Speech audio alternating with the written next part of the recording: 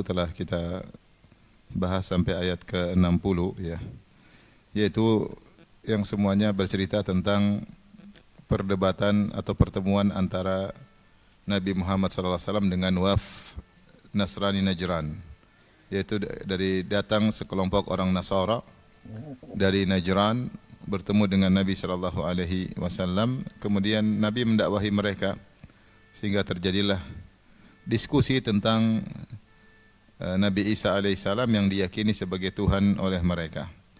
Dan pada pertemuan lalu ya, Allah telah menurunkan ayat tentang hakikat Nabi Isa, yaitu inna mathala Isa indallahi kamathali Adam. Sungguhnya perumpamaan Nabi Isa di sisi Allah seperti Nabi Adam, khalaqahu min turabin thumma qala lahu kun fayakun. Allah menciptakan Adam dari tanah, kemudian Allah berkata jadi maka jadilah. Yaitu kalau Nabi Isa lahir tanpa ayah, maka Adam lebih dahsyat, yaitu tanpa ayah dan tanpa ibu. Dan akhirnya Nasara Najran tidak menerima, mereka tetap kekeh dengan keyakinan mereka bahwasanya Nabi Isa adalah anak Tuhan, atau Nabi Isa adalah Tuhan itu sendiri, ya, atau satu dari yang tiga. Ya. Akhirnya kalau mereka tetap ngeyel, maka tidak ada jalan lain kecuali ajak mubahalah, kecuali mengajak mereka untuk bermubahalah. Maka inilah dalam ayat ke-61 Allah berfirman, "Faman hajjaka fihi min ba'di ma jaka minal ilm, faqul ta'alu nad'u abna'ana wa abna'akum wa nisa'ana wa nisa'akum wa anfusana wa anfusakum thumma nabtahil fanaj'al la'natallahi 'alal kadhibin." Barang siapa yang membantahmu tentang kisah Nabi Isa setelah datang kepadamu ilmu yang kau yakini, maka katakanlah kepada mereka, ta'alau, kemarilah, nad'u abna'ana, mari kita panggil anak-anak kita, wa abna'akum, dan juga anak-anak kalian, wa nisa'ana, istri-istri kita, wa nisa'akum, istri-istri kalian, wa anfusana wa anfusakum, dan diri kita dan diri kalian. Kemudian apa? Kita kumpul bareng, thumma nabtahil, kemudian kita bermubahalah, fanaja'al la'natallahi 'alal kadhibin. Lantas kita berdoa kepada Allah agar Allah menjadikan laknat Allah bagi orang-orang yang dusta. Di sini adalah tantangan dari Nabi sallallahu alaihi wasallam kepada wafd Najran, orang-orang Nasara di zaman Nabi sallallahu alaihi wasallam, untuk bermubahalah karena mereka ngeyel, mereka tidak mau menerima kebenaran, telah turun ayat, mereka sudah kalah dalam diskusi, secara logika juga mereka kalah, namun mereka tetap meyakini mereka yang benar. Maka jalan satu-satunya yaitu mengajak mereka untuk bermubahalah. Dan para ulama menyebutkan kenapa dalam mubahalah tersebut mengajak istri, mengajak anak. Karena orang-orang Nasara jelas mereka tahu bahwasanya kebenaran adalah apa yang diucapkan oleh Nabi sallallahu alaihi wasallam dan apa yang tercantum dalam Al-Qur'an. Namun dunia mereka lebih sukai daripada kebenaran.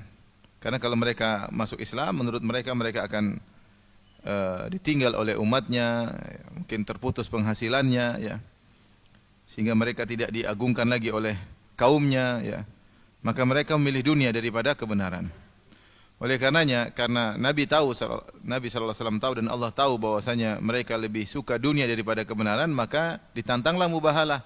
Kalau kalian benar-benar yakin di atas kebenaran, ajak istri kalian, ajak anak kalian. Sehingga nanti Allah turunkan laknat kepada pendusta, dan laknat tersebut tidak hanya berpengaruh pada diri kalian tapi juga pada anak istri. Kepada juga anak istri. Dan kalau mereka cinta dunia, mereka pasti cinta sama anak dan istri. Jadi bukan cuma kena saya, kena kamu aja, tapi kena anak istri kita, kena anak istri kita, kena keluarga kita.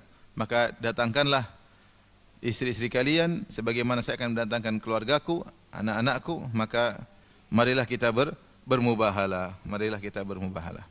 Apakah mereka menerima tantangan mubahalah tersebut? Jawabannya tidak. Mereka ternyata takut. Datang dalam hadis riwayat Bukhari dan Muslim dari Hudzaifah radhiyallahu anhu, beliau berkata, "Ja'al aqibu wa sayyidu sahiba Najran." Datang dua orang, itu Aqib dan Sayyid. Dua orang ini adalah pembesar dari Nasara Najran.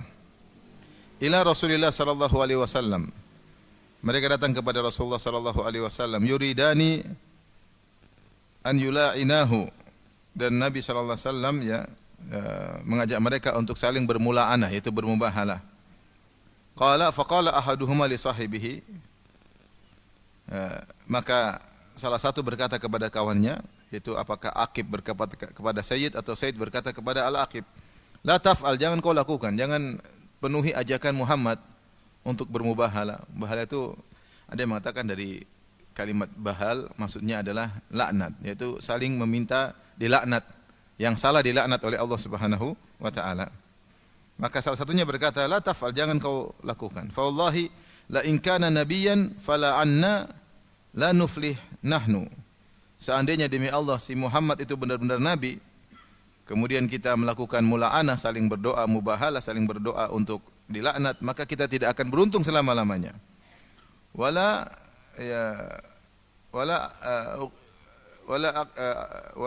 aqibuna min ba'dina, atau wala aqbuna min ba'dina, ya. Kalau kita setelah itu maka tidak ada keturunan kita lagi, selesai, ya. Qala, mereka berdua berkata, inna nu'tika ma sa'altana. Akhirnya mereka menolak untuk bermubahalah karena mereka ragu, ya, dengan apa yang mereka yakini, dan mereka jangan-jangan Muhammad benar-benar seorang nabi, ya. Dan secara logika diskusi yang disampaikan antara Nabi dengan mereka, Nabi di atas kebenaran, ya. Ya. Mau hujah apa saja, ya. Kalau mau bilang Nabi Isa hebat karena tanpa ayah dan ibu, tanpa ayah, maka Nabi Adam lebih apa? Lebih hebat. Kalau yang Nabi Isa adalah Tuhan, harusnya dia mirip dengan bapaknya, harusnya dia hebat, tidak bisa ditangkap oleh orang-orang Yahudi, tidak bisa disalib, harusnya demikian, namanya Tuhan. Masa Tuhan dikejar-kejar kemudian kabur, kemudian apa? Tersembunyi, akhirnya bersembunyi, akhirnya ketangkap. Ini bukan Tuhan. Tuhan masa kemudian lapar, haus dan sebagainya. Isinya secara logika mereka kalah berdebat, tapi karena mereka ngeyel maka Nabi ajak mula'ana atau mubahalah. Akhirnya mereka menolak ajakan mubahalah tersebut, dan mereka akhirnya mengatakan, ya Rasulullah, inna nu'tika, atau ya Muhammad, inna nu'tika ma sa'altana. Kalau begitu ya sudah, kami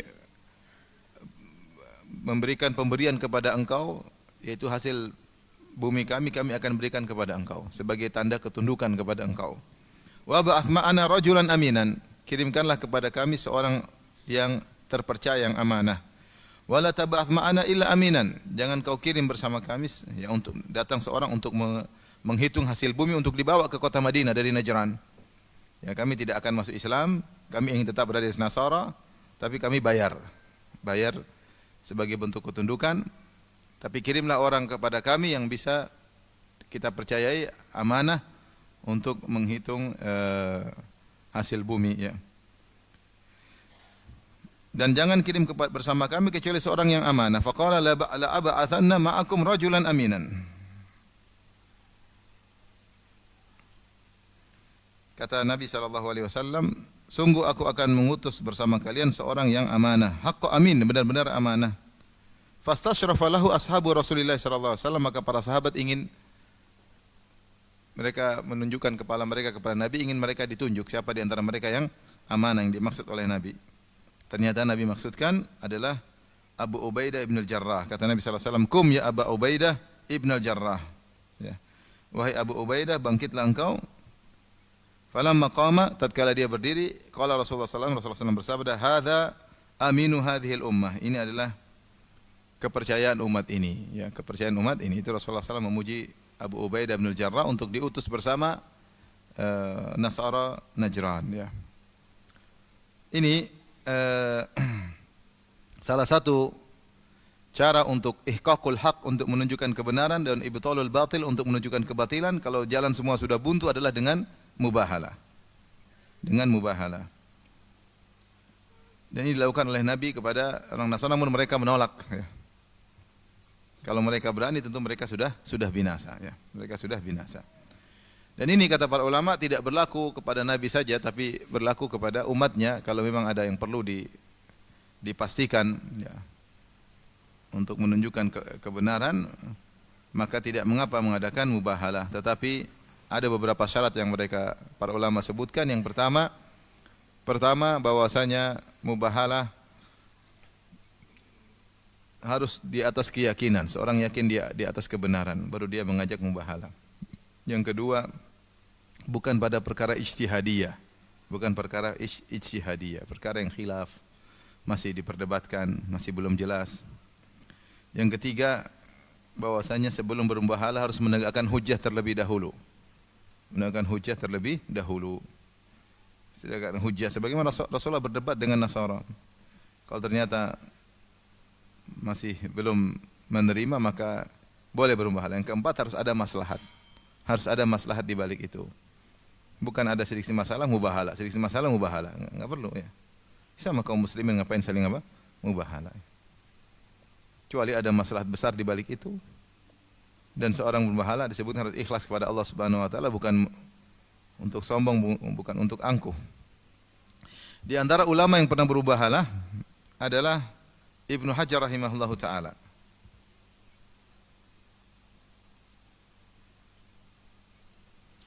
Ibnu Hajar rahimahullahu taala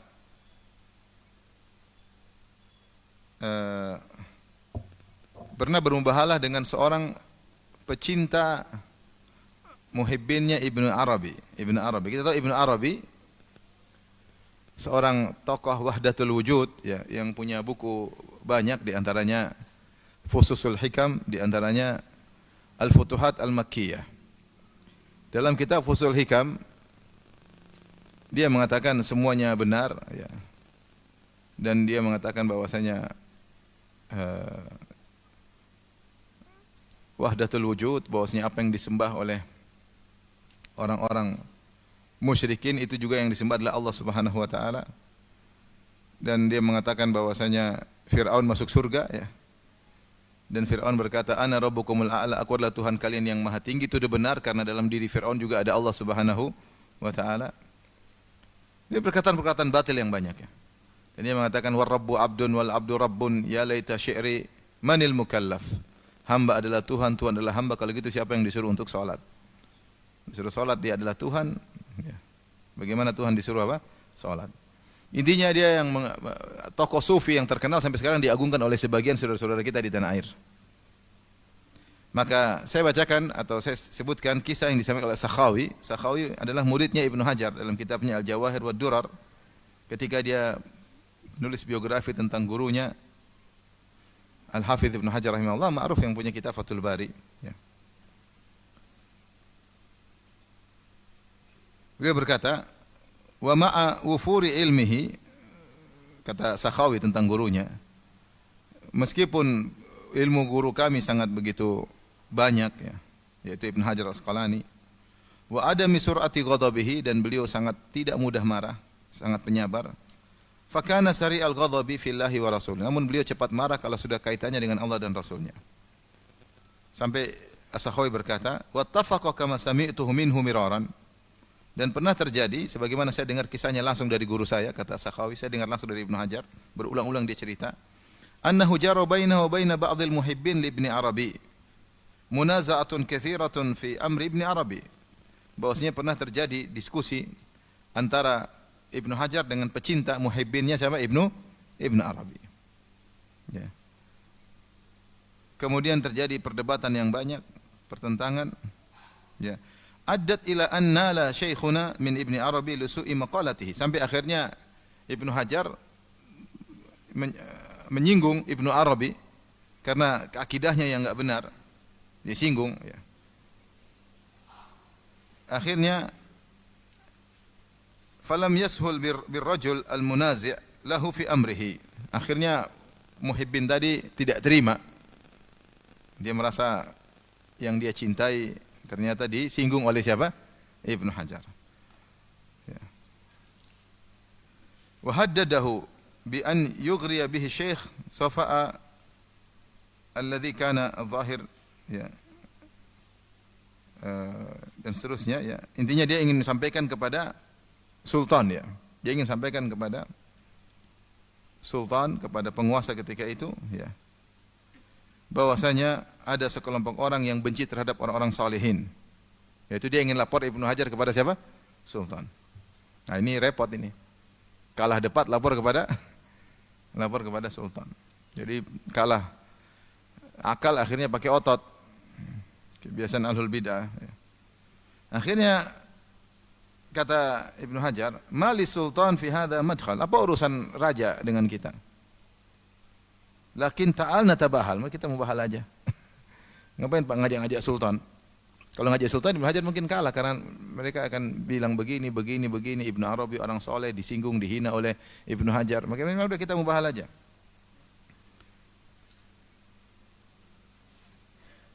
Akhirnya disambut oleh orang tersebut. Disambut oleh muhibbinnya Ibnu Arabi. Wa 'allamahu syekhuna an yaqul, dan Ibnu Hajar mengajarkan kepada orang tersebut ya, untuk berkata, Allahumma in kana Ibnu Arabi ala dhalalil fal'anni bila'natika. Suruh ditalkin. Berdoalah, ya Allah, kalau memang Ibnu Arabi di atas kesesatan, laknatlah aku dengan laknatmu. Faqala dzalik, artinya orang itu muhibbinnya tadi ikut ngomong. Dia berdoa, ya Allah, kalau memang Ibnu Arabi sesat, laknatlah aku. Dan Ibnu Hajar berkata, Allahumma in kana Ibnu Arabi ala hudan fal'anni bila'natika. Ya Allah, kalau memang Ibnu Arabi di atas kebenaran, laknatlah aku dengan laknatmu. Waftaraqa, akhirnya mereka berdua berpisah. Sudah terjadi mubahalah. Di sini mubahalah enggak ngajak istri, ngajak anak. Tidak mesti ngajak istri anak, tapi kalau lebih sempurna ngajak istri, ngajak apa? Anak. Ini Ibnu Hajar terpaksa, karena kalau enggak dia dilaporkan kepada sultan. Wa kana al-mu'anid yaskun raudhah. Ya. Intinya dia tinggal di suatu tempat namanya raudhah, ya. Akhirnya di suatu hari dia keluar. Ya. Dia keluar, ya. Falamma raja'a ahassa bi syai'in marra ala rijlihi. Ketika dia balik, ya. Dia merasa ada sesuatu berjalan di kakinya, ada sesuatu yang jalan kakinya. Faqali ashabi, maka dia ngomong sama teman-temannya orang ini, marra ala rijli syai'un na'im fanzuru. Kayaknya ada sesuatu yang lembut yang melewati kakiku, coba lihat.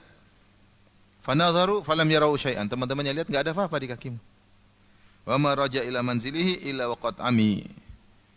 Maka tidaklah dia sampai ke rumah kecuali dia kemudian buta.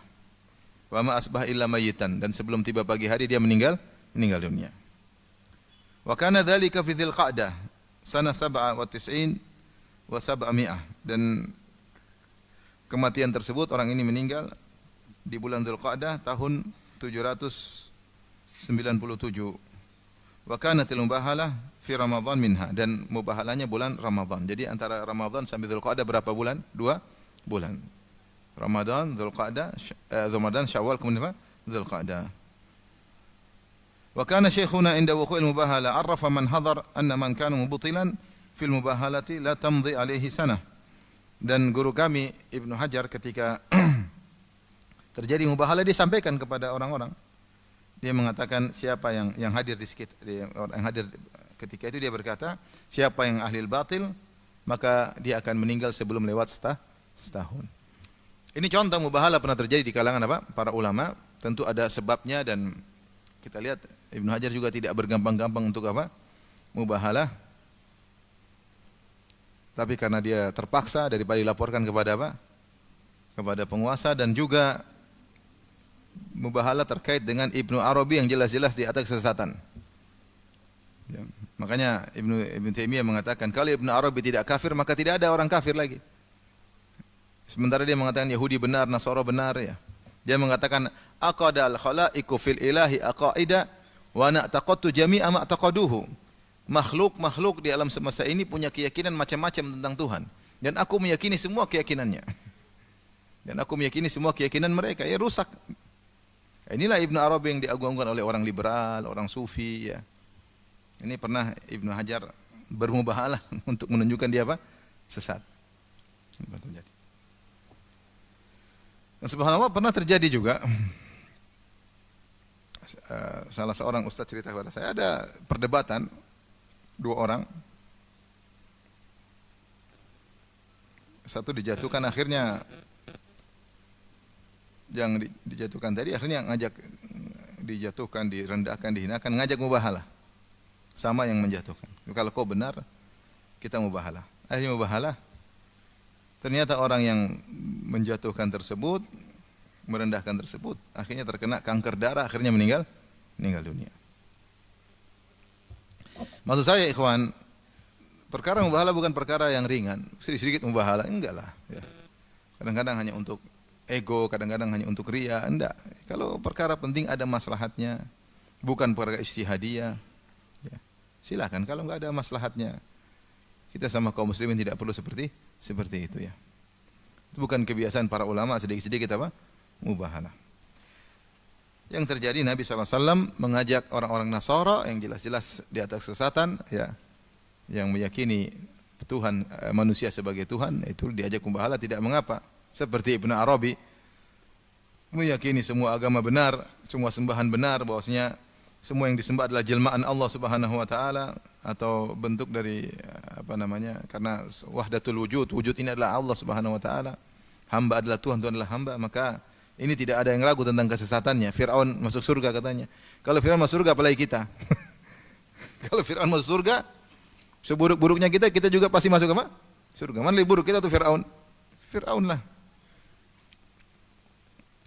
Tapi kita lanjutkan. Kemudian Allah berfirman, Inna hadza lahuwal qasasul haq. Inilah kisah yang benar. Di sini Allah menekankan dengan inna litakid, sesungguhnya, kemudian lam taukid, sungguhnya benar-benar ini adalah kisah yang hak. Kemudian Allah berikan dhamir fasal ya huwa. Kalau kita artikan dan sungguhnya ini benar-benar dialah kisah yang hak. Ada kata dialah kisah yang hak. Atau kisah inilah kisah yang hak. Maksudnya sebenarnya ahli tafsir mengatakan untuk membedakan bahwasanya kisah tentang Nabi Isa yang benar cuma dalam Al-Qur'an. Adapun dalam kitab suci yang ada ketika di zaman Nabi SAW yang sudah menyimpang, maka tidak ada cerita yang benar tentang Nabi Isa alaihissalam. Baik Taurat maupun Injil yang ketika itu tidak ada cerita yang benar tentang Nabi Isa. Yang ada yang cerita benar tentang Nabi Isa cuma dalam apa? Al-Quran. Makanya Allah mengatakan inna hadza lahuwal qasas, sebagai pembatasan. Sungguhnya kisah yang benar cuma kisah inilah tentang Nabi Isa. Bahwa Nabi Isa lahir dari seorang wanita namanya Maryam, kemudian dia adalah seorang hamba, dia bukan Tuhan, dia bukan anak Allah, dia bukan anak Tuhan, dia bukan satu dari yang tiga, ya. Dia makan dan minum, ya. Dia membutuhkan yang lain, dia ketakutan, dia berdoa, ya, dan seterusnya. Dia minta pertolongan dari Allah agar diselamatkan. Ini bukan ciri-ciri Tuhan, bukan sifat-sifat apa? Tuhan. Makanya Allah mengatakan inna hadza lahuwal qasasul haq. Kisah yang benar yang ini, yang ada pun dalam Taurat Injil ketika itu yang sudah mengalami distorsi atau penyimpangan, maka tidak ada cerita tentang Nabi Isa yang benar, tentang hakikat Nabi Isa bukan Tuhan, ya, bukan Tuhan. Kemudian kata Allah Subhanahu wa taala, fa in tawallau fa innallaha alimun bil mufsidin. Tunggu, inna hadza lahuwal qasasul haq wa ma min ilahin illallah. Tidak ada sembahan kecuali siapa? Allah, ya. Tidak ada sembahan. Ini semakin menekankan Nabi Isa bukan yang berhak disembah. Ya. Allah tidak trinitas, satu dari yang tiga. Kalaupun satu dari yang tiga, maka yang berhak disembah cuma Allah Subhanahu wa taala. Tidak ada pihak kedua, oknum kedua, zat kedua yang berhak disembah. Dan Allah bukan satu dari yang tiga. Ya. Dan Allah tidak punya anak. Lam yalid wa lam yulad. Dan yang berhak disembah hanyalah Allah Subhanahu wa taala. Kemudian Allah tutup ayat 62, wa innallaha lahuwal azizul hakim, dan sungguhnya Allah dialah yang maha perkasa lagi maha bijak. Sebagai bantahan bahwasanya Nabi Isa bukanlah Tuhan karena dia tidak maha perkasa. Buktinya dia dikejar-kejar oleh Yahudi, dia bersembunyi atau tidak? Sembunyi, menghindar dari kejaran mereka. Kemudian dia berdoa kepada Allah agar diselamatkan, lantas Allah menyelamatkan beliau alaihissalam. Seandainya dia maha perkasa, dia tidak perlu itu semuanya, dan dia tidak perlu minta pertolongan kepada zat yang lain. Ya. Seandainya dia adalah Allah itu sendiri, maka harusnya dia maha perkasa. Makanya Allah mengatakan wa innallaha lahuwal aziz, dialah Allah yang maha perkasa. Maka kata sungguh menakjubkan orang-orang Nasara, mereka mengatakan Nabi Isa adalah Tuhan sementara mereka meyakini Nabi Isa dibunuh. Bagaimana Tuhan bisa dibunuh? Bagaimana Tuhan bisa dibunuh? Betapa hebat yang membunuh tuh Tuhan. Ketika Tuhan dibunuh, Allah ikut mati atau tidak? Kalau dia bilang Allah tidak ikut mati, berarti Allah bukan Isa. Kalau mereka bilang Allah ikut mati karena Allah adalah Isa, terus yang hidupin Tuhan siapa? Intinya, tentu ini pembahasan panjang lebar, tapi intinya bahwasanya Nabi Isa tidak memiliki sifat Al-Aziz. Sementara Allah, innallaha lahuwal aziz, dialah yang maha perkasa. Ya. Dan dia yang menyelamatkan Nabi Isa. Ya. Kata Allah, ma qatalu masul walakin syubbiha lahum. Ya. Mereka tidak membunuh Nabi Isa, tapi ada yang diserupakan seperti Nabi Isa. Kemudian kata Allah, Al-Hakim, dialah yang maha bijak. Allah dengan keperkasaannya, dengan kehebatannya, ya, disertai dengan maha bijak. Tidak ada yang Allah tetapkan kecuali di balik itu ada hikmah, ada kebijakan. Ya. Tidak seperti sebagian makhluk yang ketika memiliki keperkasaan, memiliki kekuasaan, maka tidak bijak dalam bersikap. Arogan, sombong, angkuh, semena-mena. Terjadilah, begitulah banyaknya manusia.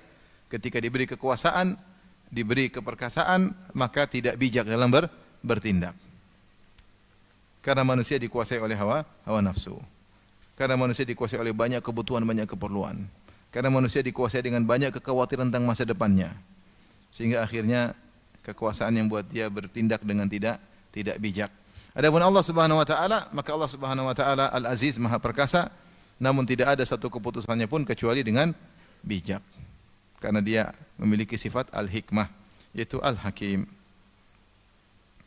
Kemudian Allah berfirman, fa in tawallau, kalau mereka berpaling, ya, sudah tidak mau, sudah kalah diskusi, tidak mau diajak untuk apa? Bermubahala. Fa innallaha alimun bil mufsidin, sungguhnya Allah Maha mengetahui orang-orang yang melakukan kerusakan. Lihat di sini Allah mensifati wafat Nasrani Najran, orang-orang Nasrani yang ada di zaman Nabi dari Najran. Allah sifati mereka dengan perusak. Dengan perusak. Karena kerusakan yang paling parah terkait dengan akidah. Ya. Mereka tidak merusak, tidak sedang membunuh kaum muslimin, enggak. Tapi mereka melakukan kerusakan apa? Akidah.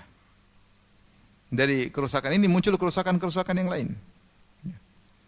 Apa kerusakan paling parah? Tidak lain adalah kerusakan terkait dengan masalah akidah. Meyakini bahwasanya Tuhan punya anak, atau meyakini bahwasanya Tuhan satu dari yang tiga. Ini kerusakan yang paling parah. Makanya kata Allah, fa innallaha alimun bil mufsidin. Allah tahu mana orang-orang yang merusak. Di antara orang yang merusak adalah orang Nasara. Ya, merusak secara akidah, secara moral, secara akidah, rusak.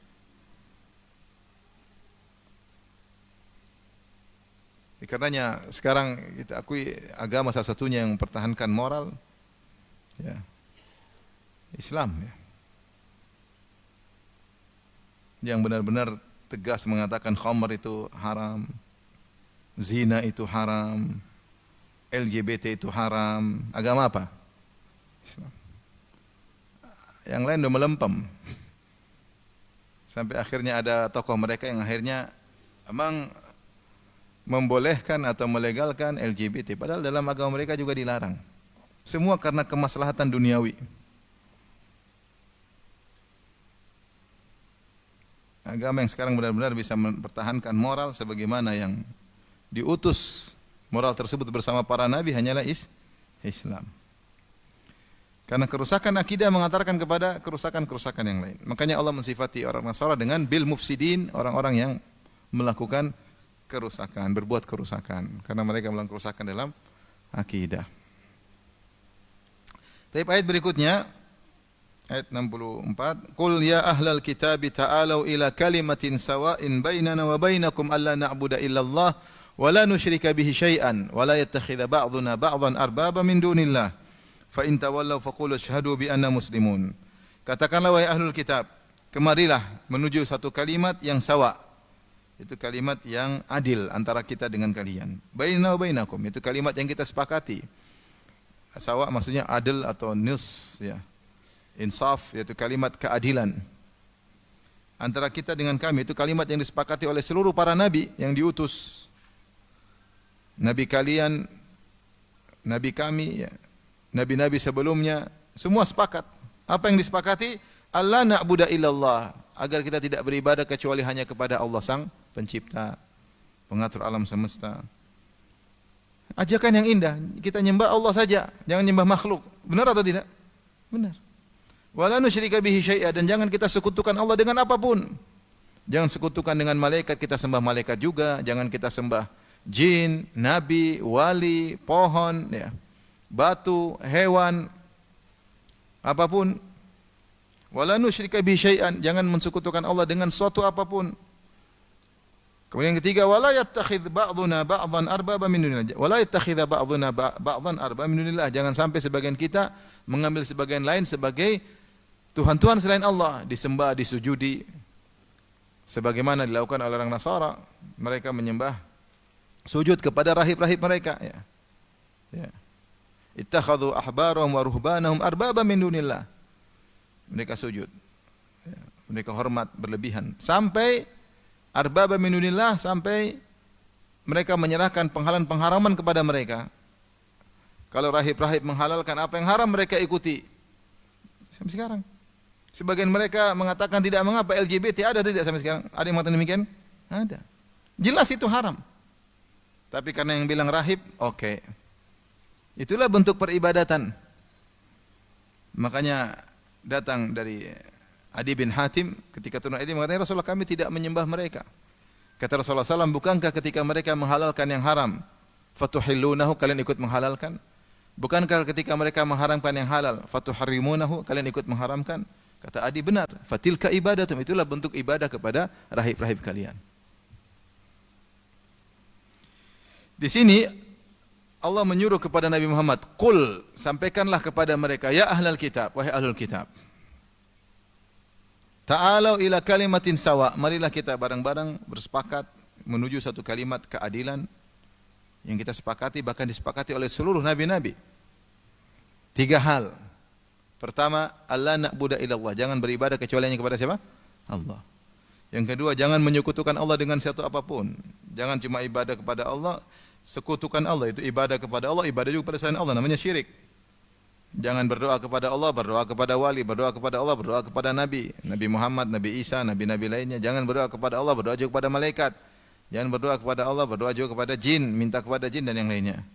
Yang ketiga, wala yattakhidza ba'duna ba'dhan arbaba min dunillah. Jangan menjadikan sebagian kita sesama makhluk menjadi tuhan-tuhan selain Allah, dengan disujudi, dengan ditunduki, dengan ditaati, mengharamkan yang halal atau menghalalkan yang haram. Kenapa Allah sebutkan 3 ini? Kata para ulama, sebenarnya karena 3 ini ada pada orang Nasara. 3 hal ini dilakukan oleh orang apa? Nasara. Mereka tidak menyembah Allah saja, mereka menyekutukan Allah, dan mereka menjadikan sebagian tokoh-tokoh mereka sebagai tuhan-tuhan selain Allah dalam hal pengharaman maupun penghalalan. Fa in tawallau, kalau mereka tetap berpaling, tidak mau juga, faqulu syhadu, maka katakan isyhadu bi anna muslimun. Saksikanlah kami ini Islam. Kami beda dengan kalian. Ini syarat bahwa seorang harus merasa ya'taz bidinihi, merasa bangga dengan agamanya, merasa bangga dengan akidahnya, tidak usah malu-malu dengan akidah Islam, akidah tauhid, akidah yang logis, tidak usah malu-malu. Yang kami sembah cuma satu Tuhan yang Maha Esa, yang sesuai dengan sila pertama, ketuhanan yang Maha Esa. Ngapain malu-malu? Banggalah dengan akidah Islam. Kalau mereka berpaling, katakanlah kepada mereka, isyhadu bi anna muslimun, saksikanlah wahai Nasara, kami Islam. Bukan malu kalau bilang saya muslim, malu. Malu. Tunduk sama orang musyrik, ya. Malu menunjukkan identitas sebagai seorang apa? Islam. Malah ikut-ikutan seakan-akan dalam golongan musyrikin. Lebur dengan mereka. Mau bilang orang Islam, malu. Menunjukkan identitas akidah Islam, malu. Akidah tauhid apa, malu. Sampai sebagian dai ketika masuk di tempat peribadatan mereka berbicara seakan-akan Nasara di atas kebenaran. Nah, kita ini kan dakwah supaya mereka sadar mereka salah, bukan malah sekarang mendukung mereka. Terbawa. Kita Islam beda. Kalau mereka berpaling bilang kita beda, kita Islam. Akidah hanya menyembah Allah semata. Taib. Ayat ini dijadikan dalil oleh orang-orang liberal, terutama dalam kitab dulu sempat buku hebat judulnya Fikih Lintas Agama, karyangan Dr. Nur Khalis Majid CS dan lain-lain. Mereka membangun liberal mereka di atas ayat ini. Kata mereka, lihatlah Allah berfirman, ya ahlal kitabi ta'alu ila kalimatin sawa, titik. Apa kata Allah? Wahai ahlul kitab, marilah menuju kalimat yang sama. Sehingga mereka dengung-dengung kalimat sawa, kalimat sawa. Mereka artikan kalimat yang sama. Kemudian saya baca bukunya dan saya sudah tulis juga dalam disertasi saya. Mereka menafsirkan kalimat sawa dengan maksudnya apa? Kita cari persamaan di antara kita. Tinggalkan perbedaan. Persamaan dalam kita maksudnya sama-sama sosial, sama-sama berakhlak apa? Mulia. Nah, kita fokus pada yang jangan ribut dengan beda-beda. Fikih beda, akidah beda, jangan. Karena Allah menyuruh kita untuk menuju pada kalimat yang apa? Sama. Ini tafsir bertolak belakang dengan maksud ayat. Seharusnya mereka baca selanjutnya, kalimat sawa itu ditafsirkan oleh Allah, yaitu jangan beribadah kepada kecuali hanya kepada Allah. Jangan buat syirik, jangan mengambil sebagian kita sembahan selain Allah. Jadi mereka tafsirannya mereka tidak baca, jadi mereka potong ayat. Seperti dalam Al-Qur'an ini namanya manhaj potong ayat. Seperti firman Allah, wailul lil musallin. Fawailul lil musallin alladzina hum an salatihim apa? Sahun. Celakalah orang-orang salat yang mengakhirkan salatnya. Mereka cuma baca celaka orang-orang salat. Loh, tafsirnya dulu apa? Yang bagaimana maksudnya yang celaka? Yaitu yang menunda mengeluarkan salat dari waktunya, itu yang celaka, bukan jangan celaka orang salat titik. Wah, repot. Sama seperti ini. Dan ini metode mereka. Dalam banyak ayat selalu potong. Ya. Faman syaa falyakfur, faman syaa falyu'min, faman syaa falyakfur, faman syaa falyu'min. Kata mereka dalam surat Al-Kahfi, Allah berfirman, faman syaa falyu'min, faman syaa falyakfur, faman syaa falyu'min. Siapa yang ingin silakan kafir, siapa yang ingin silakan mukmin. Kata dia bebas. Kenapa paksa-paksa orang untuk beriman? Allah bilang bebas. Taib, lanjutkan ayatnya. Inna a'tadna lidzalimina naran ahata bihim suradiquha. Tapi hati-hati kalau kafir, kami siapkan neraka yang mengepung. Jangan ayat tentang neraka tidak dibaca cuma. Jadi manhaj mereka manhaj fawailul lil musallin titik. Ini manhaj orang liberal, katanya orang-orang yang harus jujur dalam berilmu, harus jujur dalam baca literasi, ternyata mereka pembohong besar. Demi Allah mereka pembohong besar. Mereka potong perkataan ulama, mereka potong perkataan ahli tafsir. Saya ngomongin karena ini bahan disertasi saya. Jadi mereka harus jujur, kita menjunjung amanah dalam menyampaikan ilmu. Bohong besar. Mereka tidak amanah. Ayat saja mereka bohongin. Apalagi perkataan ulama. Kalau antum baca buku, sudah enggak usah sebut bukunya lah. Mereka jadi pejabat-pejabat sekarang. Intinya, seakan-akan dia kumpulkan perkataan para ulama, ahli tafsir, seakan-akan ahli tafsir sepakat kalau Nasrani masuk Islam, subhanallah. Dipotong. Kalau orang baca, orang awam, atau orang udik, orang bahlul baca, oh iya ternyata kita salah, ternyata seluruh ulama tafsir sepakat bahwasanya Nasara masuk surga, Yahudi juga masuk apa? Surga. Ya kalau Nasara masuk surga, jadi masuk surga, ngapain Nabi diutus, Nabi Muhammad? Allah kurang kerjaan ngutus Nabi Muhammad. Semua sama surga. Semua mau surga. Kenapa kemudian Nabi dakwahi, kirim surat kepada Kaisar, kepada Kisra, kepada Muqawqis. Nabi kirim. Ngapain? Kalau ternyata semua masuk apa? Surga. Intinya mereka berdalil dengan ayat ini dan mereka agung-agungkan ayat ini. Mereka sebut kalimat sawa. Perkataan yang sama, sehingga mereka tafsirkan maksudnya kita itu harus fokus pada persamaan di antara kita. Kita sama-sama, semua agama menyuruh kepada sosial, akhlak yang mulia, menjunjung para wanita, kemudian kebebasan, keadilan, persamaan, itu yang harus kita apa? Junjung. Jangan kita bicara yang beda-beda. Karena Allah menyuruh kita menuju kalimat sawa. Ini tafsir ngawur ya. Karena ternyata ayat ini justru ayat menyuruh kepada tauhid. Menyuruh mereka untuk meninggalkan perbedaan. Menuju pada persamaan, sama-sama tauhid. Sungguhnya menganggap Nabi Isa adalah anak Tuhan atau Nabi Isa satu dan yang tiga adalah berbeda dengan ajaran para nabi seluruhnya. Tidak ada nabi dari zaman Nabi Nuh mengatakan ada anak Tuhan. Kenapa baru muncul belakangan ada istilah anak Tuhan? Nabi-nabi sebelumnya kan banyak puluhan nabi. Dalam perjanjian lama ada Nabi Nuh, ada Nabi Musa, ada Nabi Nuh banyak sekali. Tidak ada singgung-singgung namanya anak Tuhan atau tebus dosa, enggak ada. Nggak ada. Oleh karenanya ini adalah pemahaman yang terbalik ya, yang diserukan oleh orang-orang liberal meskipun gelar mereka profesor, doktor.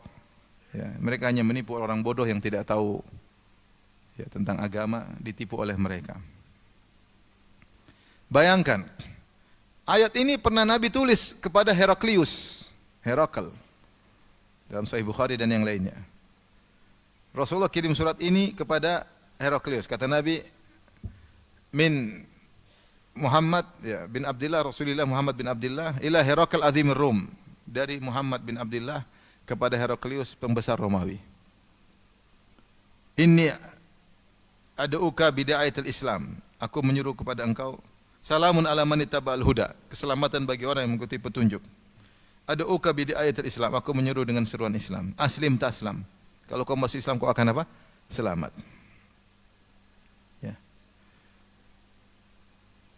Yu'tikallahu ajraka marratain. Kalau kau masuk Allah berikan kau pahala 2 kali. Pahala sebagai Nasrani, pahala sebagai apa? Pahala sebagai pengikut Nabi Isa yang benar, pahala sebagai pengikut Nabi Muhammad. Fa in tawallait, kalau kau berpaling, fa inna 'alaika itsmal arisiyin. Kau akan menanggung dosa rakyatmu. Kalau kau berpaling. Kemudian Rasulullah tuliskan, ya ahlal kitabi ta'alu ila kalimatin sawa'in baina wa bainakum alla na'budu illa Allah wa la nusyrika bihi syai'an wa la yattakhidha ba'duna ba'dhan arbaba min dunillah. Wahai ahlul kitab, marilah kita menuju satu perkataan yang adil, yang sama antara kita sama-sama. Jangan menyembah kecuali hanya kepada Allah, jangan berbuat syirik sama sekali, jangan menyekutukannya dengan apapun selain Allah. Dan jangan menjadikan sebagian kita sembahan-sembahan selain Allah. Ya. Taib. Heraklius dapat surat tersebut. Suratnya jelas dari Muhammad Rasulullah kepada Heraklius pembesar Rum. Keselamatan bagi orang yang ikut petunjuk. Kalau kau ikut petunjuk, kau dapat keselamatan. Aku menyuruh engkau dengan seruan Islam. Masuklah Islam, kau akan selamat. Allah akan berikan kau pahala 2 kali. Kalau kau tidak mau, kau akan tanggung dosa rakyatmu. Kenapa? Karena dia raja. Kalau dia kafir, rakyatnya ikut apa? Kafir. Sampai Rasulullah tegaskan, kalau kau berpaling, kau tanggung dosa apa? Rakyatmu. Ngeri atau tidak? Ngeri. Romawi berapa jumlahnya? Gitu banyak. Semua dosa Romawi ditanggung oleh sang raja Heraklius. Kemudian Rasulullah berdalil dengan ayat tadi, wahai ahlul kitab, marilah menuju kepada kalimat yang sama, itu jangan syirik. Apa yang dipahami oleh Heraklius? Oh, Muhammad ajak kita untuk bersosial, begitu. Sebagian pemahaman orang-orang liberal. Heraklius tahu Muhammad suruh dia untuk bertauhid, tidak meyakini Isa sebagai Tuhan. Itu Heraklius paham surat Nabi Muhammad sallallahu alaihi wasallam. Ini Heraklius ngerti, orang-orang liberal, dokter-dokter, profesor tidak ngerti. Gimana ceritanya? Nabi ngerti. Heraklius ngerti, maka Heraklius enggak mau. Kenapa? Dia tahu konsekuensinya harus bertauhid. Dia tidak mau. Kalau ternyata maknanya mengajak kepada sosial, Heraklius mau tidak? Maulah. Kenapa dia tidak mau? Karena dia tahu konsekuensinya adalah meninggalkan kesyirikan. Dan itulah juga yang Nabi kirimkan kepada Al-Muqawqis, yaitu Raja Mesir yang di bawah tangan Romawi yang berkuasa di Mesir. Dia sama, dia tidak mau juga masuk Islam. Karena dia tahu konsekuensinya harus meninggalkan kesyirikan. Ini ayat juga turun kepada Nasrani Najran. Apa yang mereka pahami? Harus meninggalkan apa? Kesyirikan. Mereka mau tidak mau? Tidak mau, karena mereka ambil akidah mereka. Bukan ngajak untuk sama-sama meyakini keadilan, sama-sama meyakini persamaan, sama-sama bersosial. Maka mengerikan orang-orang liberal itu kalau udah nafsir ayat seenaknya saja ya. Mereka punya metode tafsir namanya hermeneutika. Itu tafsir ngawur tanpa kaedah. Tafsir tanpa kaedah. Makanya namanya liberal. Kalau bikin kaedah namanya bukan liberal. Kapan kita punya kaedah baku namanya tidak bebas. Sementara Islam mereka namanya Islam apa? Merdeka, Islam bebas. Islam bebas ya jangan pakai kaedah. Kalau enggak pakai kaedah namanya Islam ngawur. Semua itu berkaedah. Ilmu fisika, ilmu kimia ada kaedahnya enggak? Ada kimia liberal ada. Fisika liberal ada? Enggak ada. Kalau main kaedah gimana? Kaedah itu dibangun di atas ilmu. Islam tafsir ada kaedahnya, usul fikih ada kaedahnya, fikih ada kaedahnya. Ini enggak ada kaedah. Hermeneutika.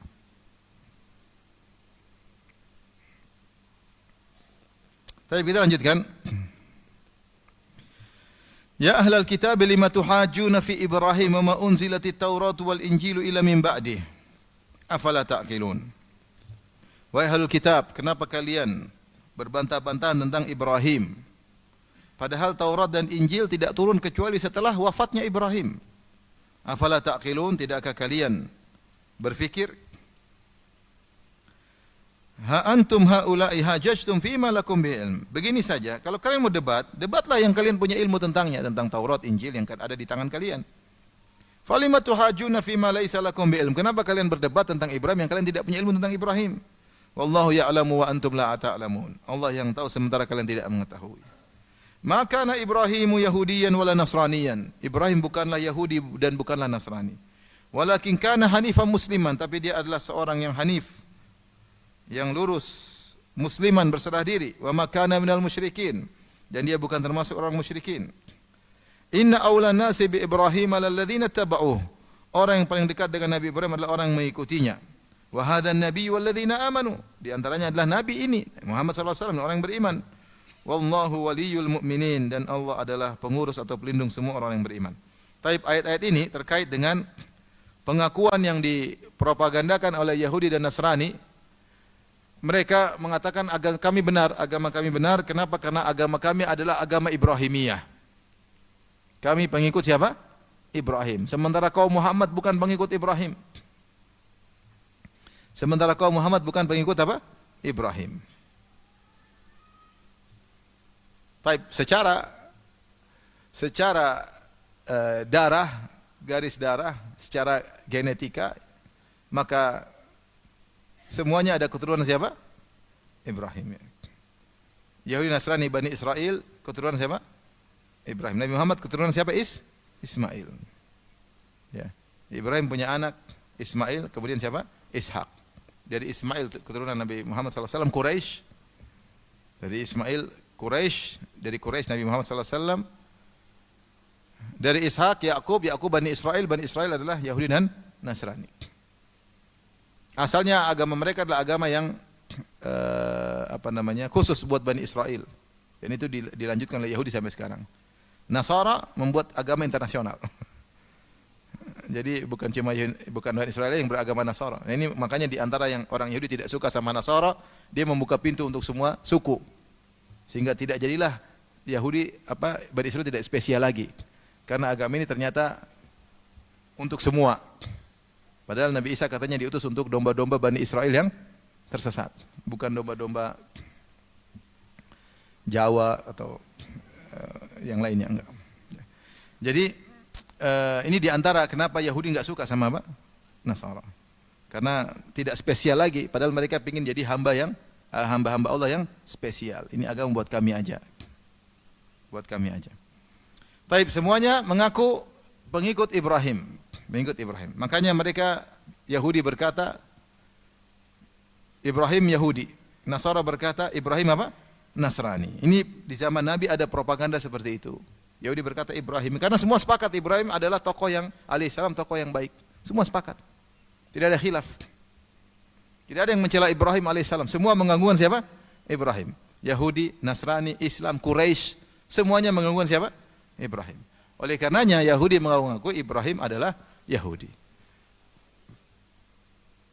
Nasara berkata, debat di antara mereka, enggak, Ibrahim adalah apa? Nasrani. Maka di sini Allah bantah. Allah berfirman, Ya ahlal kitab, lima tuhajuna fi Ibrahim. Wahai ahlul kitab, kenapa kalian debat-debat masalah Ibrahim? Tidak kalian pikir Wa ma unzilatit Taurat wal Injil ila ba'di. Kan Injil dan Taurat itu jauh setelah Ibrahim. Ibrahim meninggal, Taurat Nabi Musa kapan? Jauh. Ibrahim punya anak dulu siapa? Ishak. Ishak punya apa? Ya?